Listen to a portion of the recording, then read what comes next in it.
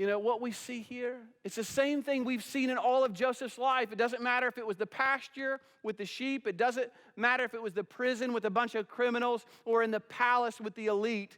You always see a guy who's just resting in the sovereign purposes of God. And then at the end of it all, his life just kind of fades into the greater light of the glory of God and the Messiah. You might even say it this way: the more that Joseph grows, the more that Joseph decreases, and the more that God increases.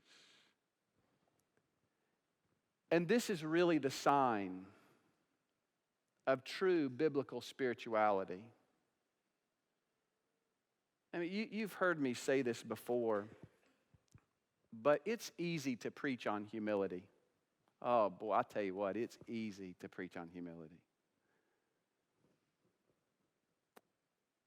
But it's a totally different deal to respond well when you're not treated as you think your form deserves.